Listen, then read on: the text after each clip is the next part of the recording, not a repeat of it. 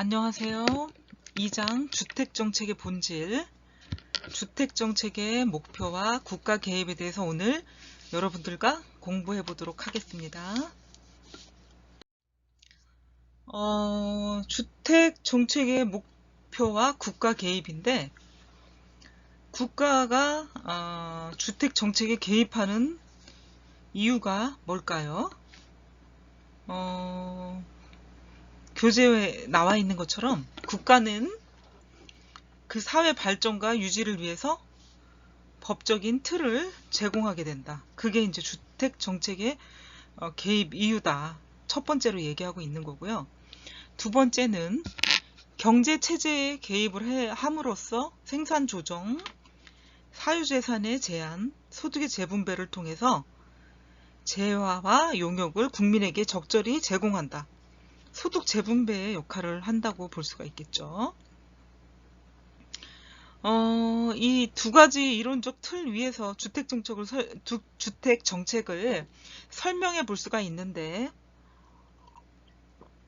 이런 것들이 이제 왜 개입을 하게 됐냐 하는 거를 설명하는 것 중에 하나인데요. 기능주의적인 접근, 마르크스주의적인 접근 두 가지 이론적 틀 위에서 주택 정책을 설명할 것이다. 그런데 이런 것들은 시장의 실패에 기인해서 주택 정책에 관여를 하게 됐다 하는 어떤 명분을 얘기를 하고 있죠.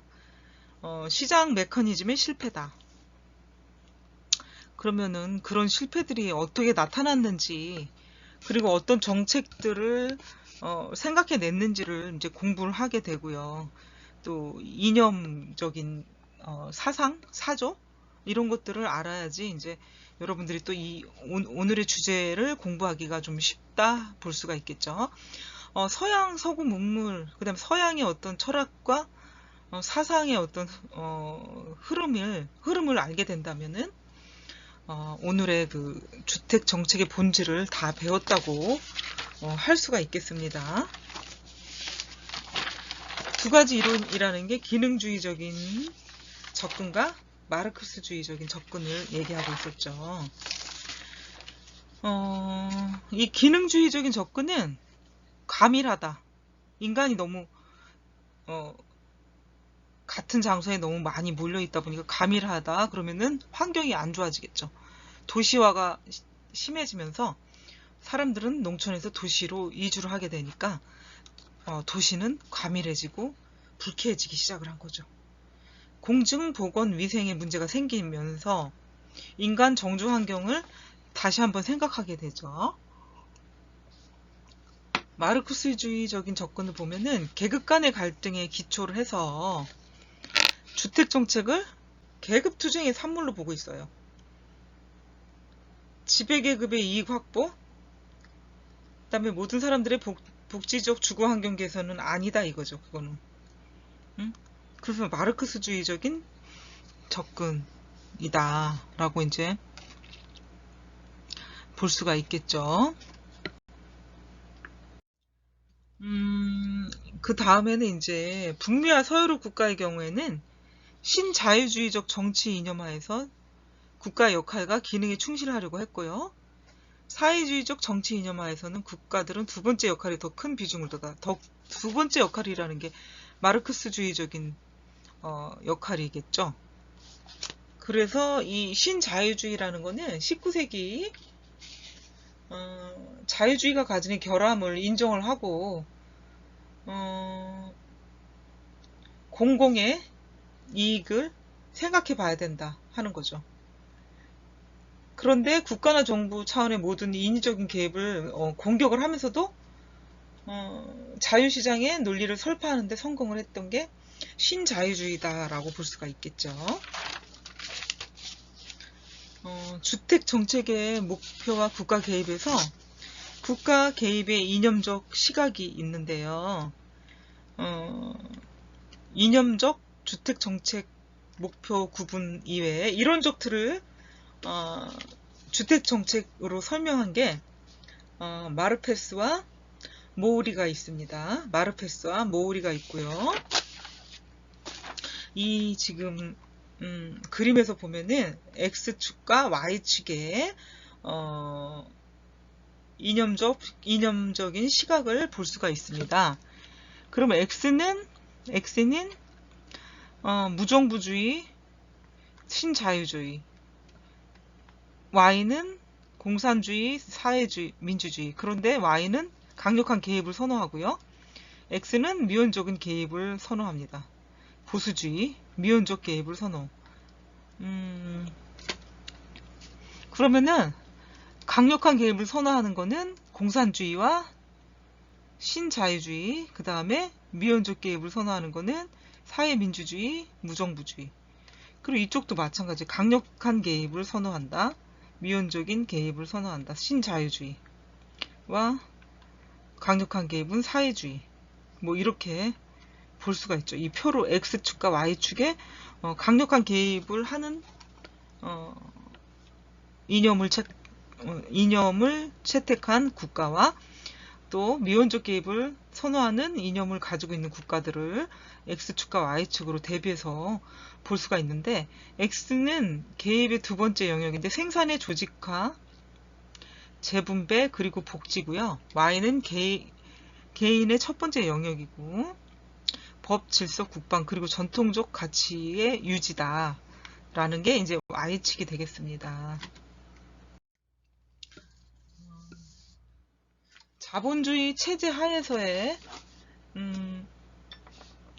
주택시장에 나타나는 문제점과 이에 따른 국가 개입의 이유가 있는데, 정치제도, 경제 수준은 사회 심리적인 다양성이 있습니다.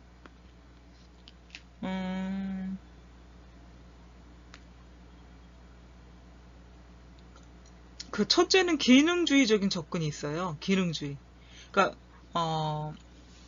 메르펠스와 모어리는 그 기능주의적인 접근에서 주택 정책을 설명하고요. 두 번째는 마르크스주의적인 접근에서 정책을 접근하고 있는데, 이 둘 다 이거는 주택 부분에 개입하는 이유라는 거는 시장 메커니즘의 실패가 있었기 때문이다 라고 이유를 얘기하죠. 시장 기능을 통해서 주택의 생산과 배분 과정 여러 가지 기능을 가지고 있는데 역기능적 사회 문제들이 있다. 그래서 시장에 개입을 한다 하는 어떤 이유를 말하고 있는 거죠.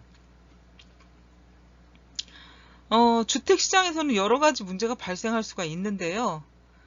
뭐 여기 먼저 얘기했듯이 정치적인 이유, 경제적인 이유, 사회심리적인 이유 이렇게 다양하게 있는데요. 일률적으로 뭐다 하고 이렇게 딱 규정하기가 조금 어렵다 하는 거죠. 그래서 우리가 얘기하는 게 이제 사회과학 분야는 사실 정답이 없어요. 정답이 없지만 보편 타당한 어떤 결과가 나오게 되면 인정을 해주게 되죠. 플러스 마이너스 뭐 90에서 95%의 신뢰 수준이 있다. 이러면 아 그래 인정할 수 있겠다 하는데, 그렇지 못한 결과가 나오면은 인정하기가 좀 힘들고 애매모호한 부분들이 있기 때문에 딱 이거다 하고 단정 짓기 힘들다 하는 얘기죠. 마찬가지로 자본주의 체제 하에서 주택시장에 나타나는 문제점도 마찬가지라는 거죠. 그럼 어떤 문제점이 있는가 한번 볼게요. 배분상의 문제가 있다. 그 배분상의 문제라는 거는 자원은 한정돼 있고요. 우리는 그 자원을 가지고 사용을 해야 되는데 한정돼 있는 자원을 누가 쓸 것인가, 어떻게 쓸 것인가의 문제가 있는데 불공정하게 배분이 될 수밖에 없다 하는 문제가 있겠죠. 그래서 지역 간, 계층 간, 산업 부분 간의 갈등을 유발하는 중요한 원인이 된다. 배분상의 문제가. 두 번째는 경제 안정 및 성장에 관한 문제인데요. 주택의 생산과 배분이 기간이 굉장히 오래 걸려요. 장단기적으로 안정되어 있지 못하다. 그러니까 장기적인 시간이 걸리기 때문에 어떤 수급의 문제가 원활하지가 못하다. 이러기 때문에 국민 경제에 큰 영향을 미치게 되고, 이런 국민 경제를 안정시키려면은 정부 개입이 일정 기간 필요하다. 정부 개입이요. 정부 개입. 주택시장 및 주택 관련 산업의 안정이 필수적이라는 거죠. 개입을 하면 뭐 안정적이 되나 보죠. 그래서 안정이 필수적이다 이렇게 얘기를 하고 있고요. 세 번째는 보다 나은 주거 환경에서 인간다운 삶을 살 수 있게끔 하는 게 국가의 노력이다. 주택은 인간이 가장 기본적으로 누릴 수 있는 권리인데요. 이런 것을 이제 국가가 개입해서 최소한의 주거 수준을 영위할 수 있게 해주고 또 보장해줄 수 있는 수단을 찾는 게 이제 국가가 할 일들이라고 볼 수가 있겠죠. 그리고 주택 문제는 국가 개입으로 해결이 된다기보다는 주택 문제의 어떤 성격의 변화가 된다는 지적이 더 많다라는 거죠. 주택 문제치고 이제 예전부터 지금까지 시대적, 경제적, 정치적 상황을 봤을 때 완벽하게 해결이 될 수가 없다는 거죠. 완벽하게. 금세기 초의 주택 문제나 지금 주택 문제나 크게 변화된 게 없다. 완벽한 정책 제도는 없다는 거죠. 예, 그런 이제 한계점이 있다 하는 걸 여러분들에게 얘기하고 싶고요. 여러분들이 정치가나 행정가 뭐 아니면 높은 요직에 있을 수도 있는데요. 앞으로 여러분들은 우리나라의 미래이기 때문에요. 저의 미래는 여러분들보다 짧잖아요. 조금 서글프긴 한데 예, 그래서 여러분들은 앞으로의 미래이기 때문에 얼마든지 뭐 정치가가 될 수도 있고 행정가가 될 수도 있고요. 무엇이든 될 수 있는 사람들이기 때문에 정책을 만들 때 실제 현장에 가서 보고 느끼고 겪는 게 어떤 일인지를 반영을 하는 게 정책이라고 봅니다. 그런 거 없이 만들어졌을 때는 굉장한 혼선이 빚어지고 만들어졌다 없어졌다를 반복하게 될 수밖에 없는 거죠. 여러분들의 손에 주거복지라든지 미래가 달렸다라고 볼 수가 있겠습니다.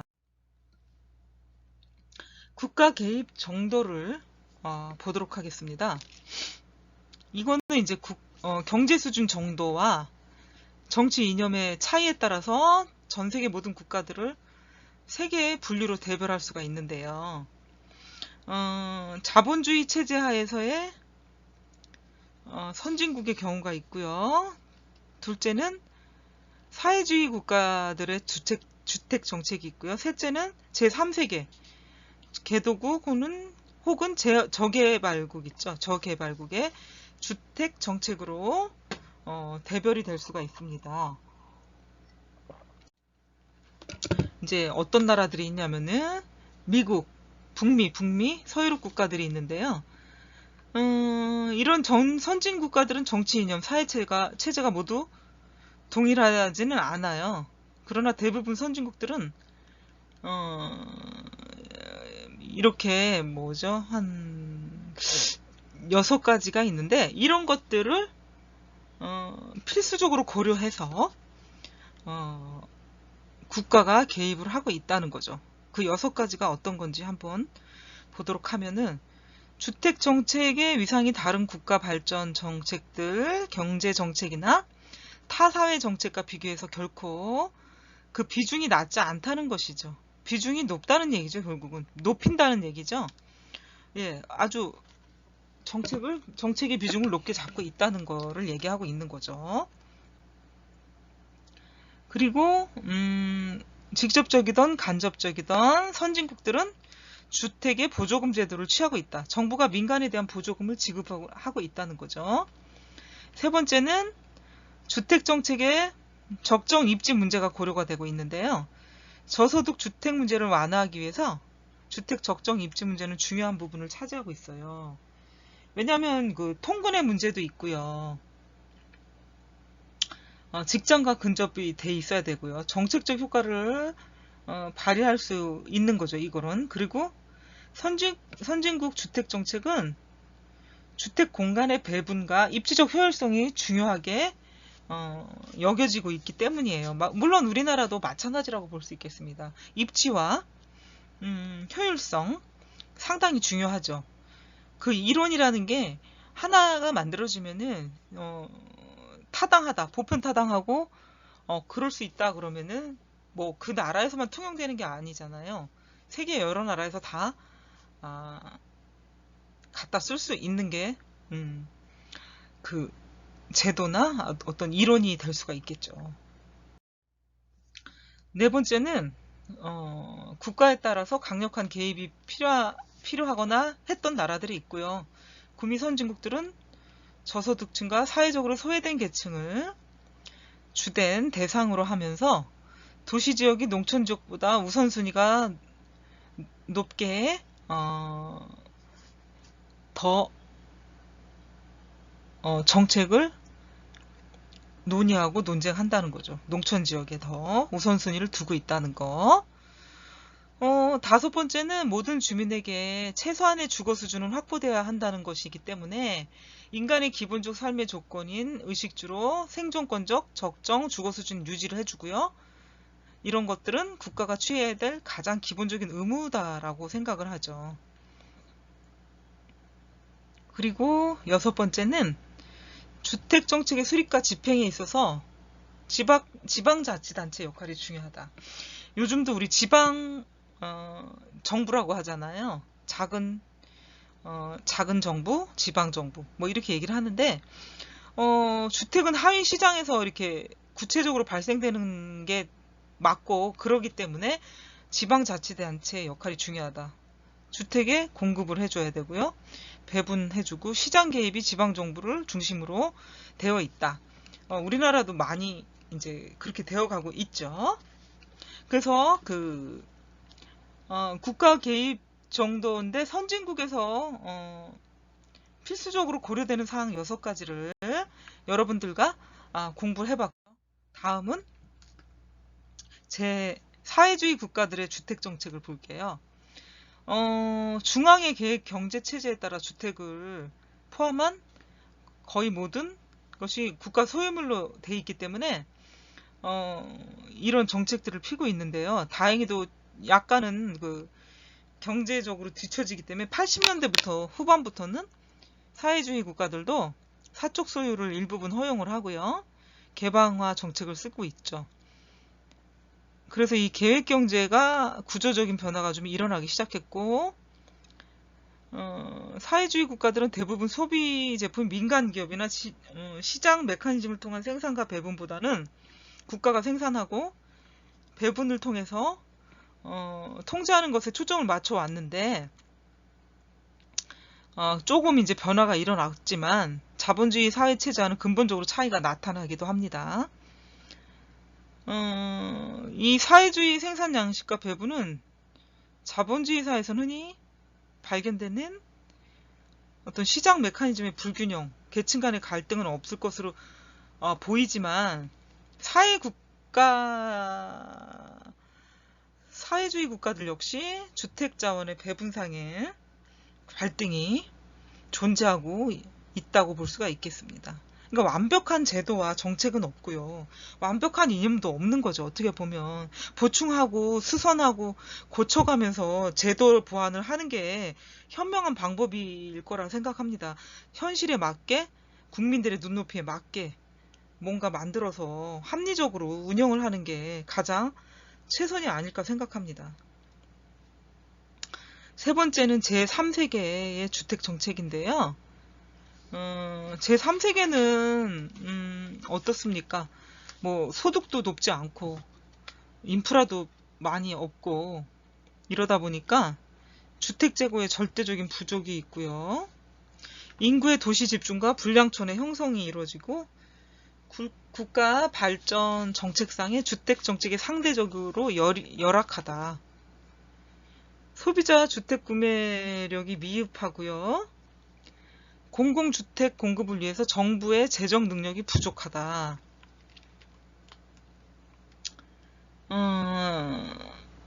이런 것들이 이제 개발도상국 정부 시장 계획과 주택정책 목표를 정리를 해본다 하면 도시 빈민 저소득층의 주거 안정을 도모하기 위해서 정부가 개입이 됐고요. 그 다음에 제한적인 공공주택도 도시 빈민들에게 돌아가기보다는 권력과 재력을 가진 일부 특권층이 차지하는 배분상의 모순이 발견이 됐다 이거예요. 두 번째는 정부의 시장 개입은 대부분 도시계획 등의 계획기준 마련과 법적 조치를 통해서 주택시장을 조정하고 있습니다. 토지개발, 조세, 주택 건축재료의 수입 제한, 개도국의 금융제도 미발달로 인해 가지고 신용에 근거한 주택금융이 제대로 이루어지지 못하고 있습니다. 우리나라도 그랬고요.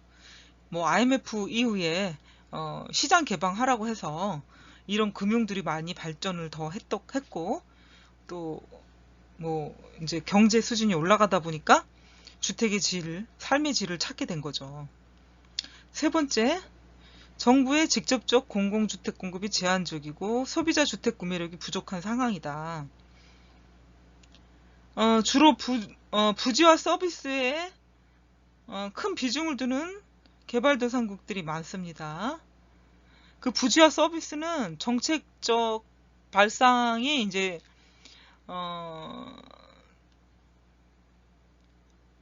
갖게 된 거는 개도국 주민들의 자조적 노력에 근거한 주택 문제 해결 방식인 자조주택론에 철학적 근거를 두고 있습니다.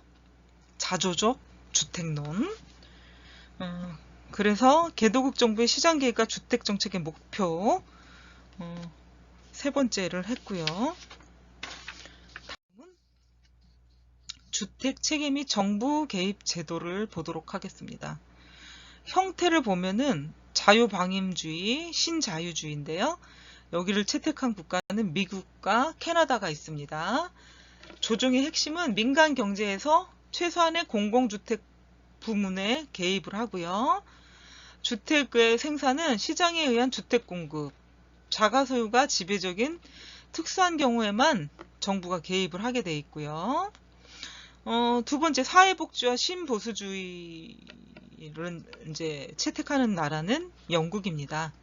영국은 그 민주주의의 꽃을 피웠던 나라이기도 하지만 이렇게 절충을 해가지고 민간 경제가 원칙이고 또 공공주택의 중요성을 알기 때문에 사회주택이나 공공주택이 가장 많은 나라라고 볼 수가 있겠습니다. 이것도 뭐 순수하게 국민들을, 백성들을 위해서 만들었다 100% 얘기는 못하겠습니다. 민주주의는 민주주의지만 우리보다 앞선 국가이고 발전한 국가인 건 맞지만 정치가들의 당선을 열망하는 선거 공약이 바로 사회주택을 많이 짓겠다, 임대주택을 많이 짓겠다 이렇게 공약을 했기 때문에 또다시 당선이 되려면 공약한 걸 지킬 수밖에 없어요. 그래서 세계에서 제일 사회주택이 많은 나라가 영국이라고 볼 수가 있겠습니다. 정치인들에 의해서 물론 국민들을 살기 좋게 하기 위한 공약으로 임대주택, 사회주택을 지어주겠다고 했지만 정치적인 목적이 다분히 있는 거죠. 순수한 목적은 아니겠죠. 그러니까 서로의 어떤 이해관계가 맞아 떨어졌다라고 볼 수가 있겠죠. 그래서 영국은 시장에 의한 주택 공급을 하고 있지만 공공부문 주택의 많은 비중을 차지하고 있습니다. 사회민주주의를 볼게요. 이건 어느 나라에서 채택하나? 스웨덴에서 채택을 하고 있죠. 공공의 통제 하에서 민간 시장 경제가 돌아가고 있는 상황이고요. 주택의 소유와 주택금융이 정부의 조정하에 있다. 사회주의는 중국인데요. 계획경제하의 주택, 그렇지만 상당 부분 개인 소유를 허용하고 있고요. 국가 조정하의 주택 공급이 이루어지고 있습니다.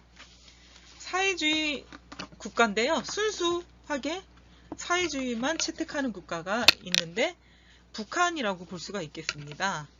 주택의 국가 공급과 조정. 주택은 국가가 공급을 하고 배분을 합니다. 권력주의를 볼게요. 제3세계 자본주의 국가, 개발도상국이죠.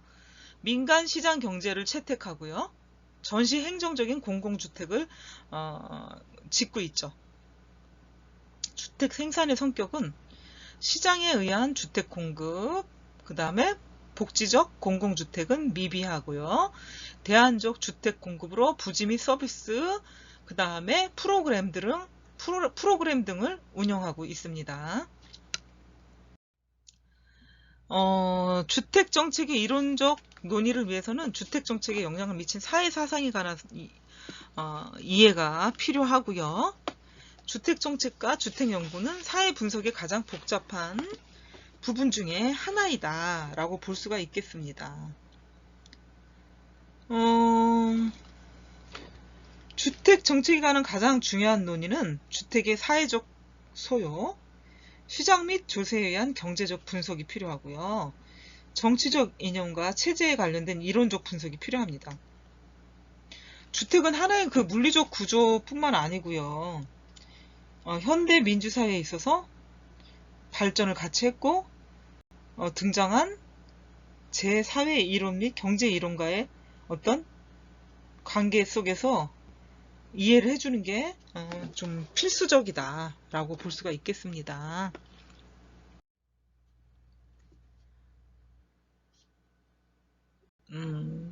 11페이지까지 지금 설명을 드렸고 주택 정책의 본질에서 주택 정책과 사회 사상인데 공리주의와 리카도 경제 이론을 보자면 그 에드윈 차드윅의 어떤 이론, 구민법 있죠. 빈민구제법이 나오고 있어요. 그래서 아주 이거는 좋은 이념이다라고 약간은 생각이 드네요. 자연적 관념에서 탈피해가지고 실증법을 만들자. 실증법주의인데요.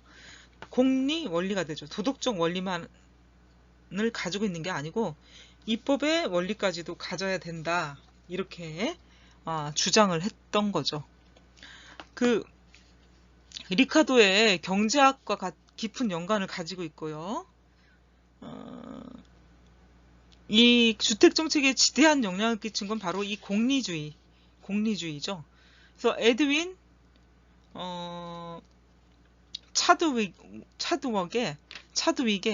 에드윈 차드윅의 그 영향을 많이 받게 됐죠. 그리고 벤담의 최대 다수의 최대 행복이라는 사상이 있는데 여기에 영향을 받았다고 볼 수가 있겠죠. 그 공리주의는 19세기 영국을 지배한 사회 사상이고요. 또 차드윅의 빈민의 공적구제, 구민법이라고 하죠. 공리적인 이념을 잘 적용을 했다고 이제 볼 수가 있겠는데 구민법 개혁 및 주택 개혁을 시도를 했어요. 국가의 기능과 제도적 장치를 강조했던 거죠. 또한 그 경제적 가치를 설명하기 위한 허용성, 경제학적 개념과 밀접한 연관을 지니고 있는데 그 공리주의에서도 인간의 쾌락과 고통의 인식은 경제학에서 말하는 경제 효용과 비용, 편익 분석에 연관이 있다고 주장을 했었고요. 그래서 체드윅은 일반적인 비용 편익적 접근을 1828년에서 54년에 주택 보건 문제에서 적용을 시켰어요.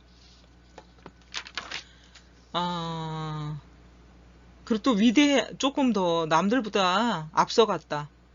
좀 위대한 사상이다. 이런 거는 차드윅이 공리주의 사상은 리카도 경제 이론에서 가지고 와서 이제 주택 정책에 적용을 했는데 위생의 문제 등 결국은 경제적인 문제하고도 결부가 돼요.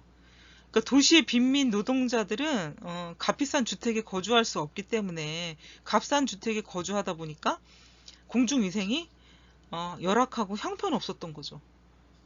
예, 그래가지고 도시주택의 가치가 자본화되기 때문에 위생적 개선이 필요했던 건데 이 위생적 개선의 비용을 어디서 충당했을까요? 바로 세금, 재산세에서 충당을 했죠. 노동자들의 주택 문제 해결을 위해 가지고 공공의 보조금, 또 유한 이윤 주택회사를 통한 방안은 찬성하지 않았고, 도시 정책에 접근한 주로 그 방법이 질병과 비위생적 문제를 해결하는 데 집중을 했는데, 이거는 이제 리카르도의 경제 원칙에 따라 해결돼야 된다는 주장을 했었고요. 차드윅이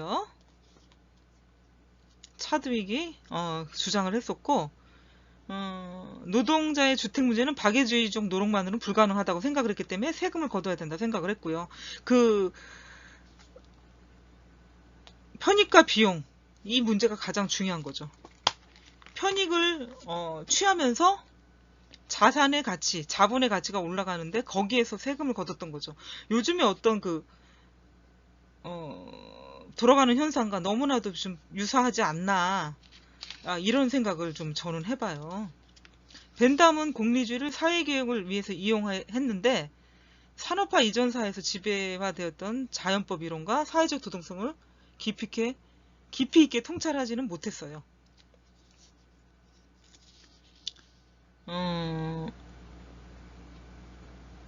그래서 이러한 관점에서 하나의 경제, 정치적 주의로서 공리주의는 윤리, 사회적 권리, 이해 갈등의 요소를 간과하기 쉽다는 것을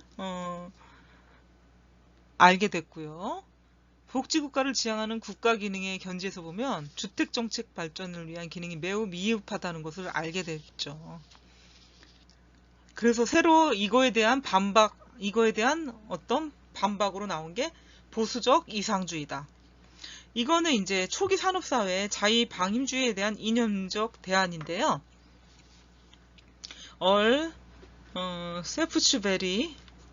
세프츠베리의 그 다음에 토마스 힐 그린의 어떤 보수적 이상주의 사상이라고 볼 수가 있겠죠.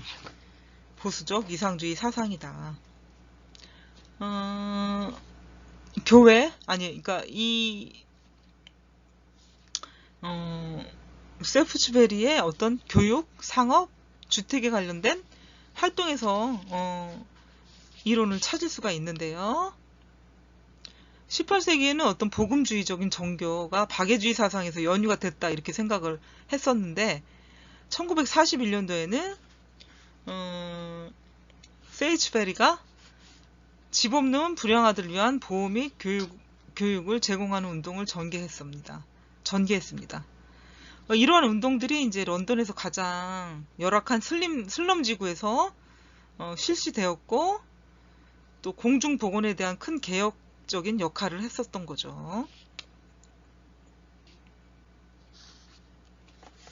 이런 박애주의가 보수주의자들의 공통적인 인식은 아니지만 자유방임적인 사회사상에 대항하는 하나의 운동으로 확산되기 시작했습니다.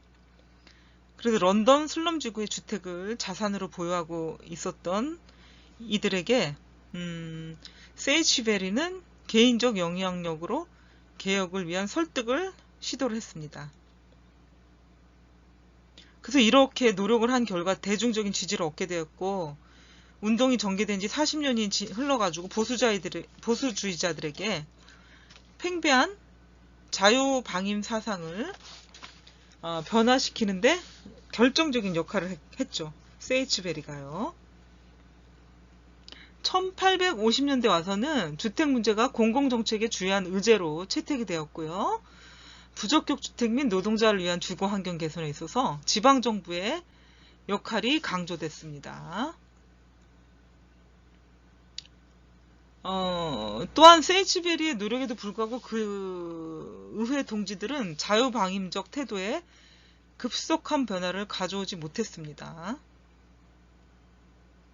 이런 어떤 흐름, 주장들을 우리는 지금 배우고 있는 거죠.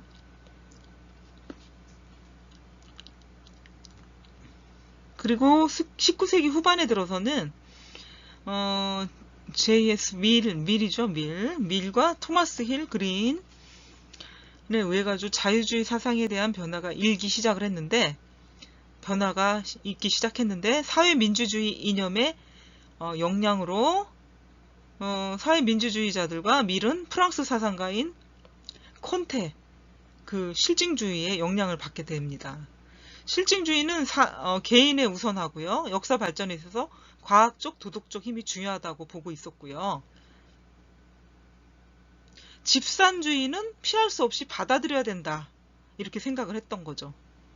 밀은 인간의 자아 발견, 도덕적, 지적 개선뿐만 아니라 자유의 중요성을 강조를 했어요. 또한 교육, 토지세제, 주택보조금 제도 등에서도 정부 활동을 강조하기 시작했죠. 밀은 사유재산 제도를 근본적으로 부정한 것은 아닌데 재산 상속의 제한, 노동과 자본과의 관계에 관해서 노동자를 보호해야 한다고 생각을 했고요. 자본주의 사회에서 어떤 조건의 일부 변경을 줌으로 인해서 분배 관계를 수정하려고 했었던 것이죠. 이후 자유주의 전통이 사회주의로 변혁을 가져오는 계기가 됐고요. 특히 주택 및 도시 정책에 있어서 큰 변화를 주는 요인이 밀의 역할이었죠. 세 번째, 사회주의 사상과 마르크스주의를 보도록 하겠습니다. 19세기 물질주의, 자본주의가 지닌 사회적 불의를 못 보겠다. 아니, 사회적 불의 때문에 계급 간의 갈등이 있고요. 그렇기 때문에 지식인들에 의해서 탄생한 게 사회주의 사상과 마르크스주의입니다. 사상적 배경은 오웬의 합동조합,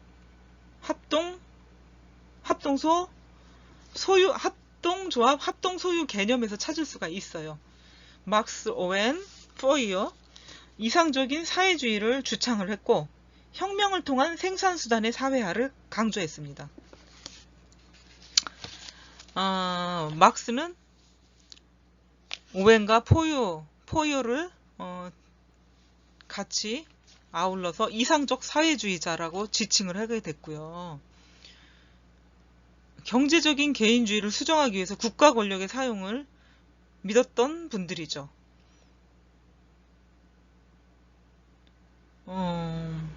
오웬과 포이어의 사상이 주택에 어떤 영향을 주었는가를 살펴보면은 오웬의 사상은 합동조합적 사회주의고요. 초기 이념은 박애주의 사상에 기초를 두고 있습니다.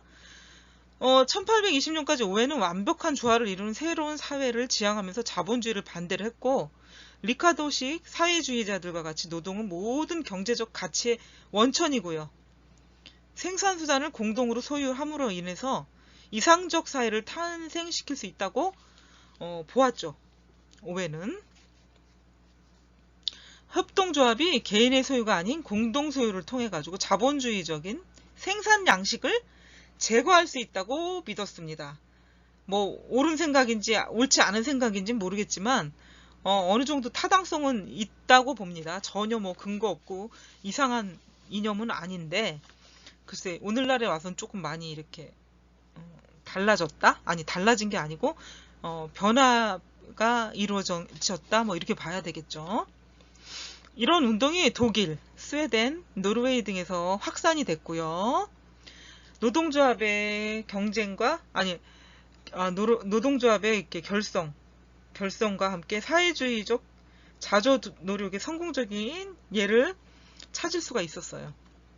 주택협동조합, 세입자조합 이런 것들이 구성이 돼가지고 자조적, 공동적 주택 문제 해결에 임하게 되었습니다. 오웬과 포이어의 사상이 주택에 끼친 영향은 두 가지로 요약을 할 수가 있는데요. 자조적 자발주의, 두 번째는 환경결정주의가 되겠습니다. 환경결정주의가 되겠습니다. 주택의 자조적 노력은 주택금융 부분에서 찾을 수가 있는데 영국의 주요한 주택금융기관인 건축조합은 초기 주택 문제를 혼자서 해결하기 힘든 사람들이 상호 협동적으로 노력해가지고 주택금융 문제를 해결을 했다 하는 거죠.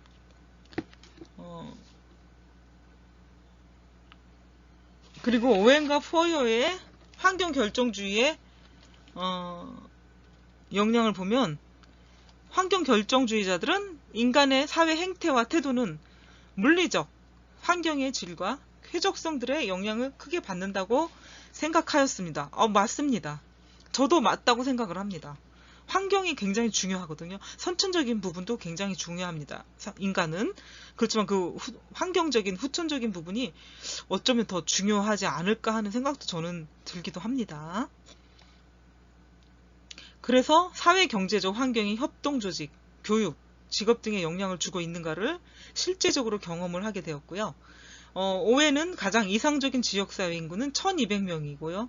이런 사람들이 농업, 제조업 등에 종사하면서 살아가는 사회라 생각을 했습니다.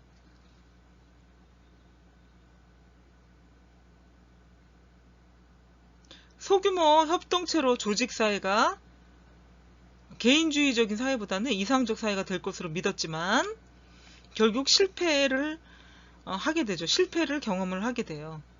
그 이후로는 오웬과 포이어는 환경이 인간에게 주는 영향을 너무 지나치게 인식을 했고요. 너무 지나친 인식도 또 폐단이겠죠. 협동체 사회에서 발생하는 다양한 갈등을 너무나 경시한 결과가 결국은 실패로 이어지게 된 거죠. 그러니까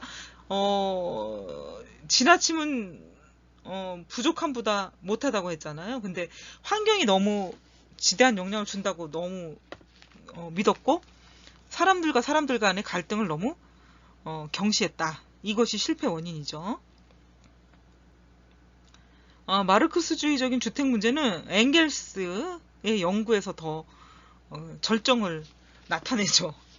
엥겔스는 19세기 주택에 관련된 문제들을 세입자 주거 불안정, 임대료 상승, 주택 부족, 집주인 횡포라고 이렇게 맹렬히 비난을 했고요. 이런 문제의 해결책은 사회주의적인 접근만이 가능하다고 이렇게 주장을 했죠. 강렬하게. 기존의 토지, 주택의 소유권을 몰수해가지고 다시 재분배하는 형태로 가야 된다고 제안을 했습니다. 엥겔스도 이제 노동자가 자가 소유를 위한 상호협력 조직 체제를 구성해가지고 상호협력 조직 체제 구성에 대해서 부정적인 태도를 취했습니다. 그러니까 자본주의적인 박애 정신 접근은 노동자 주거 문제를 근본적으로 해결하지 못하는 미봉책에 불과하다라고 이제 보았던 거죠.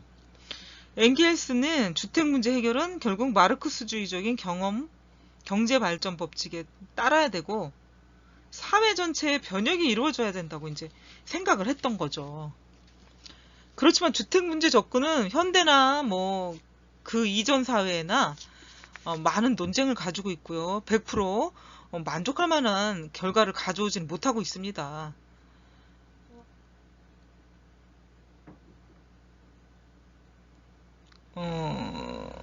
사회주의 국가들도 이제 주택 점유 형태에 있어서 변화가 일어나고 있는데 한 가지 예가 뭐냐면 러시아, 구소련이죠. 자가 점유율이 1985년에 40%밖에 안 되고요. 1955년에는 아예 10%를 넘지 못하고 있어요. 그러다 보니까 주택의 사적 소유와 주택의 개인 소유가 그러니까 동구 국가들의 주택의 개인 소유가 차이가 있다 보니까 개인 주택을 인정을 해 줄 필요가 있다고 생각을 했죠. 그래서 전통적 마르크스주의는 주택 접근에 비춰 큰 변화를 가져오고 있었습니다. 꼭 이것이 처음에 엥겔스가 주장했던 것처럼 그런 방향으로 갔으면 좋겠지만 그렇지 못하다는 거죠. 실제로 이 실제 그 생활을 함에 있어서 현실에선 그렇지 못하다는 게 이 이론의 어떤 허점? 괴리라고 볼 수가 있겠습니다. 사회 민주적 이상주의를 보도록 하겠습니다. 자유방임주의에 대한 비판과 사회주의 사상이 싹트기 시작을 했어요. 밀과 토마스 힐 그린에 의해서 이제 주장을 하게 되는 건데요. 자유방임주의에 대한 비판과 함께 사회민주적 이상주의가 나온 거죠. 동시에 새로운 이상주의 물결이 일기 시작한 게 사회민주적 이상주의라고 할 수가 있겠죠. 그러니까 밀과 그린의 영향을 받아서 복지국가를 지향하는 이념이 확산이 됐고요. 주택은 이러한 이념들의 영향을 받아서 사회적, 정치적 활동의 주요한 관심사가 되었습니다. 주택 문제에 관심을 표명하고 직접적인 개입의 시도는 폐해비원협회와 사회민주연합 등의 단체들이 하기 시작을 했습니다.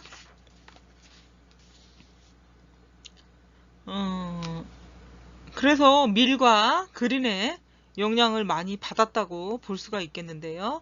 폐해비원 사상은 집산주의적 방식을 통해서 평등을 지향하는 사회개혁파라고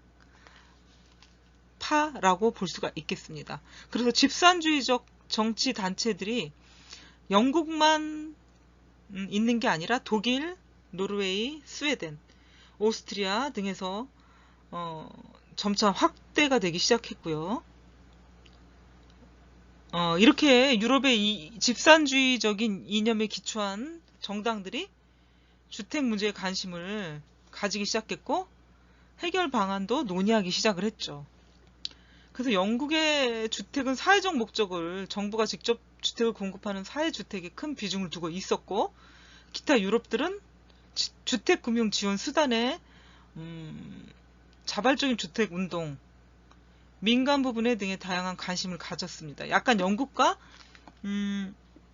기타 유럽 국가들과는 방향이 조금 다르다고 볼 수가 있겠죠. 영국은 사회주택이 많았고 다른 유럽들은 주택금융수단에 대한 지원, 그 다음에 주택운동 등을 펼쳤다는 게 다른 점이라고 볼 수가 있겠습니다. 뿐만 아니라 서독, 노르웨이, 스웨덴은 자조적 협동주택과 노동조합을 통한 주택 공급에 오랜 전통이 있는 나라이기도 합니다.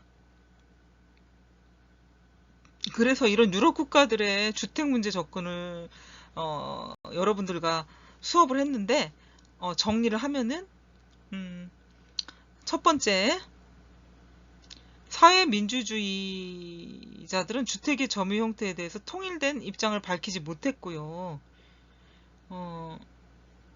어떤 분은 공적 소유를 주장하고 있지만 어떤 한편에서는 자가 소유를 또 인정하기를 확대하기를 원했고요. 그렇기 때문에 정책이라는 거는 어떤 이념만 가지고 딱 논할 수가 없는 부분이다.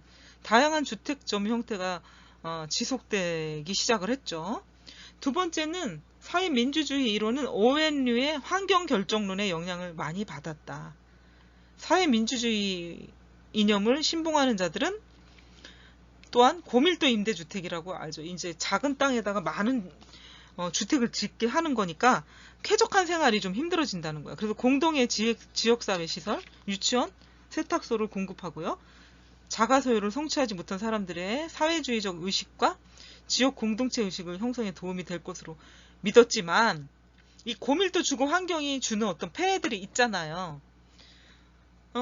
계획가들에 의해 가지고 비판의 대상이 됐다 하죠. 고밀도 주택으로 인해서 대량 공급이 되니까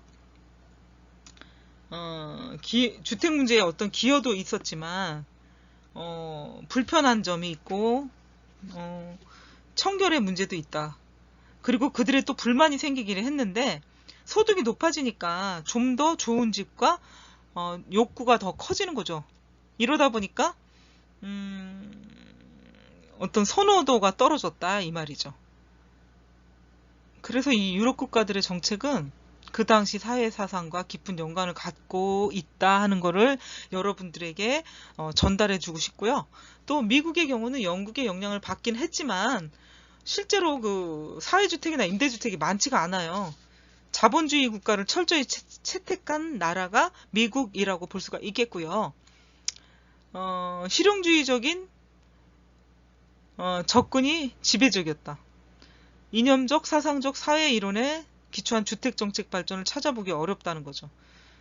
특히 어디냐? 영국이요. 정치적이다. 그때그때 만들어야 된 것들이 이제 만드는 게 아니라 공약했던 것들이 만들어진 게 사회주택이다 볼 수가 있겠죠. 영국 같은 경우는 총합을 보도록 하겠습니다. 총합. 지금까지 주택에 대해서 이제 다양하게 논의를 했는데 공리주의 사상을 통해서 분배 형평성 문제, 사회 전반에 발생되는 윤리적 문제를 간과했다는 사실이 하나 발견이 됐고 그럼으로 인해서 사회주의적 주택 접근법이 태동하기 시작을 했습니다. 공리주의 사상으로 인해서 이걸 이어받아가지고 시장 경제적 주택 문제 접근적 방식이 복지국가를 지향하는 역할의 논의가 좀 미흡했다. 사회 비용과 편익을 깊이 있게 다루지 못했다는 평을 받고 있다는 거죠. 공리주의 사상을 이어받아가지고. 그리고 현대사회는 계속적으로 주택의 불평등 문제가 해결되지 못한 상태입니다. 예전에도 그랬고 현재도 그랬고 앞으로도 그럴 것 같아요. 근데 그 폭을 얼마나 줄이느냐가 관건이 되지 않을까 합니다. 그래서 여러분들이 미래에 무엇이든 될 수 있는 사람들이기 때문에 희망을 걸어보고 싶습니다. 정치가가 됐던 정책가가 됐던 어느 조직에 몸을 담던 그 역할을 여러분들이 해내야 된다고 저는 생각을 하니까요. 주택을 통해서 평등주의 사상은 인간의 자유와 선택이라는 문제와 관련해서 갈등을 유발하고 있습니다. 오늘날까지 주택 문제는 여전히 불평등의 문제가 해결되지 않고 있다는 실정이에요. 그러니까 뭐 100평에 뭐 새 집에 산다 그러면 어마어마한 부자, 뭐 20평에 산다 가난한 사람, 이런 어떤 불평등의 문제. 근데 그거를 꼭 주택에다가 비유해야 하나, 또 저 혼자 생각을 해보기도 합니다.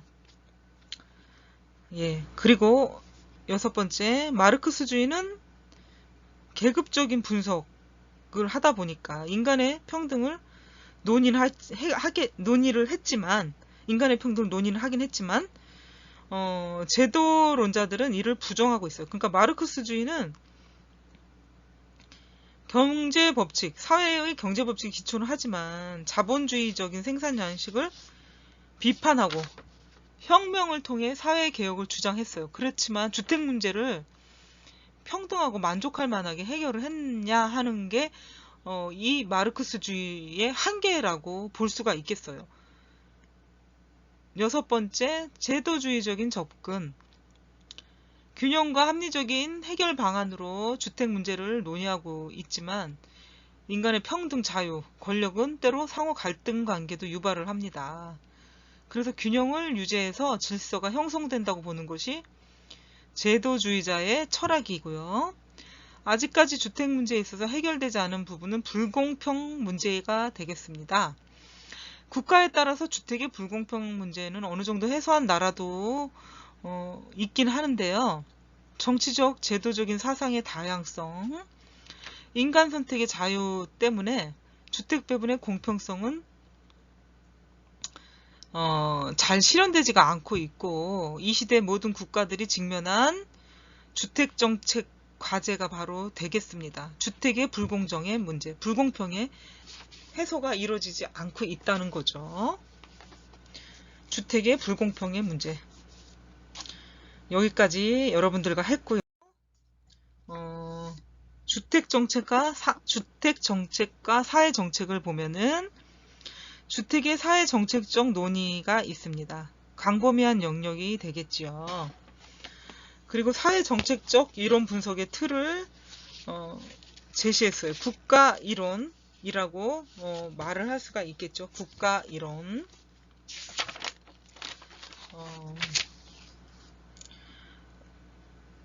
던리버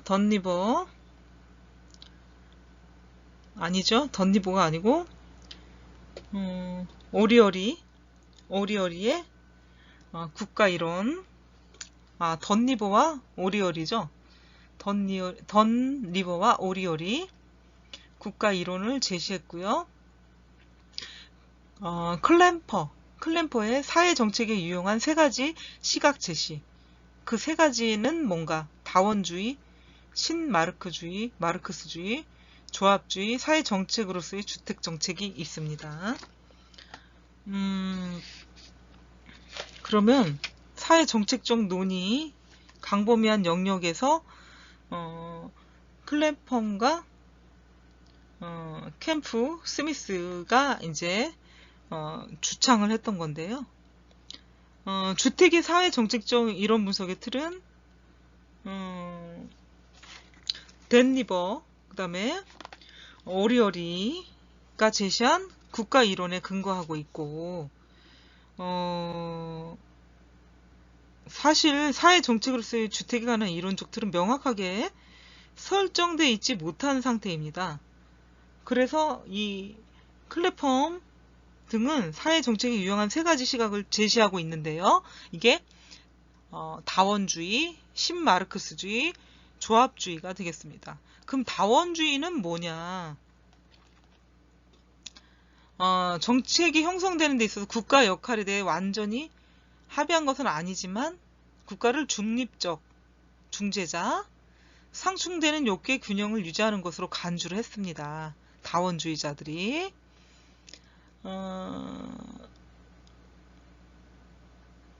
그리고 공식 집단의 교섭 절차를 통한 공개적 토론의 결과물로 인식을 했습니다. 다원주의자들이. 그게 이제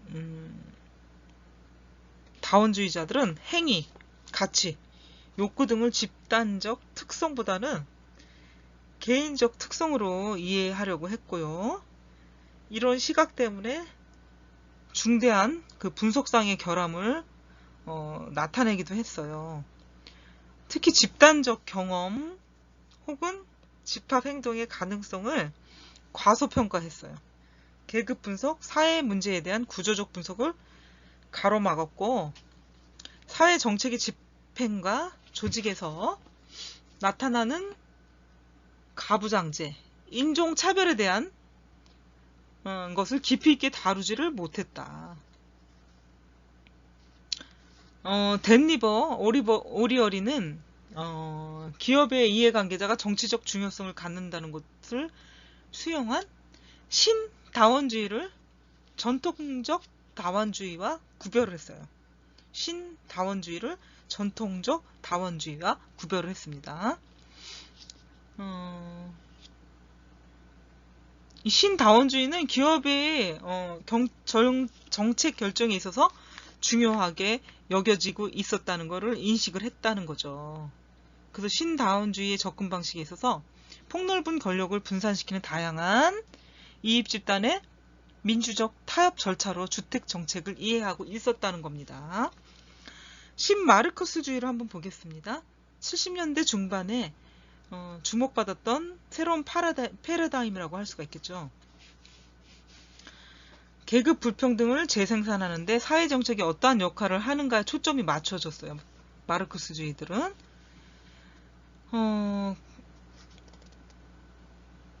그리고 사회정책이 이타주의의 산물이 아니고요. 자본주의의 생존을 위한 전제조건으로 인식을 한다. 이렇게 생각을 했고, 사회정책은 노동력의 재생산과 국가의 정당성을 확보하기 위해 필요한 것이다. 라고 했는데, 첫째, 자본주의 국가는 자본 축적의 필요성에 구조적으로 얽매여 있고, 둘째는 세금 근거지를 재생산할 수 있는 조건들을 확보하기 위해서 자본이익을 유지시키는 방법으로 국가 주요 기관을 운영했다라는 거죠. 이런 것들이 사회 정책은 정당화된 메커니즘 중에 하나다라고 이제 정당성을 확보를 했다는 거죠. 그래서 이렇게 사회주택의 성장과 기원을 추론할 수가 있어요. 사회주택을 공급을 하니까 국가는 노동자와 노동력을 재생산을 할 수가 있고, 노동계급의 근본적 사회 변화에 대한 요구를 들어줬다. 완화시켰고, 상징적인 의미로 자본가 계급이 양보한 것으로 해석을 할 수가 있다라고 보는 거죠. 신마르크스주의의 관점에서는 사회 정책은 노동계급의 투쟁에 의해 쟁취한 산물로 해석을 하고요. 이러한 관점에서 볼 때 자본주의들은 사회 정책은 자본가 계급의 생존을 위해 필요한 것이고, 계급 투쟁의 성공의 지표로 인식될 수 있다라고 이제 주장을 하죠. 이렇게 사회주택이 생긴 거는 노동자 계급의 투쟁의 산물임을 부정할 수 없다고 신마르크스주의자들은 생각하고 있는 거죠. 세 번째 조합주의를 보겠습니다. 조합은 그거죠. 권력 공유 형태를 지칭하는 건데, 사용자들, 자유주의적 조합과 마르크스주의적인 조합에 초점을 맞춰서 생각해 볼 수가 있어요. 그러니까 산업계 대표와 노조 지도자 대표 이렇게 볼 수가 있겠죠. 그래서 정부와 직접 교섭을 해서 얻은 정치 권력을 설명하기 위한 시도가 1970년대 중반에 출현한 사고 체계가 조합주의다라고 볼 수가 있겠습니다. 사회 정책으로서의 주택 정책을 보겠습니다. 주택의 사회 정책적인 논의, 그러니까 시장 경제하에서는 주택은 상품이 되겠어요. 사회 정책으로서의 주택 정책은요. 시장 경제 하에서의 국가가 최소한의 주택 시장 개입으로 사회 발전을 도모하고요. 국가가 최소한으로 개입하면서 시장 메커니즘은 인간의 기초 수요인 주택 서비스를 제공받기를 원하고 있는데, 문제점들이 이제 많이 발생됐기 때문에 사회주택이나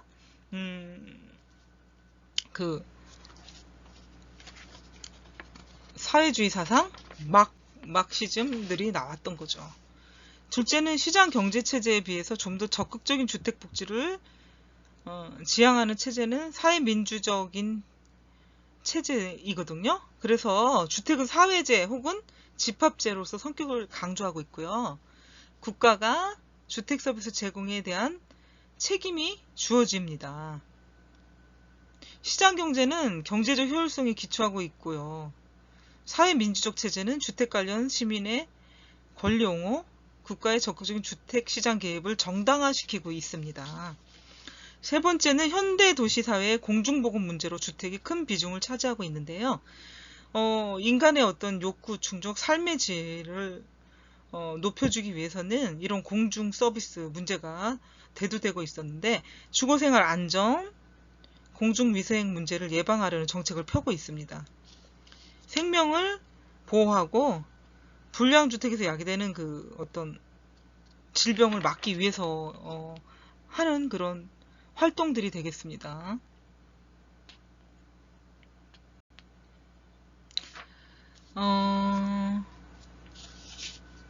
다원주의와 신마르크스주의, 조합주의에 대해서 이제 설명을 드렸고요. 사회 정책으로서의 주택 정책까지도 제가 지금 세 번째 공중 보건 문제로서의 주택이 큰 비중을 차지하고 있다라고까지 얘기를 했고, 네 번째 주택에 대한 사회 정책적 논의는 사회사업 및 사회 발전에 연관된 사회 사상의 발전 과정과 맥을 같이 한다는 거죠.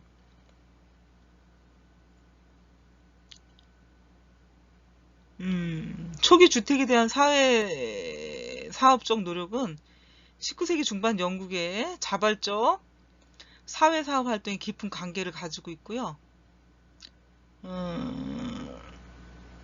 자발적 사회사업 중 대표적인 것이 도시 노동자 계층의 열악한 주거환경 개선 사업을 들 수가 있고요. 특히 중산층과 노동자 계층의 격차를 줄이기 위해서 노력을 많이 했다는 거, 이런 것들이 있습니다. 다섯 번째는 시민의 권리와 사회 서비스로서의 주체가 되는 게 주택이다. 세계 1차 대전을 기점으로 종래 환경관리 도구로서 인식된 주택의 개념이 변화되기를 시작을 했고요. 주택은 국민으로서 반드시 갖춰야 할 기초 수요일 뿐 아니라 정부가 가난한 자에게 주택 서비스를 제공해야 한다는 국가의 주거복지 지역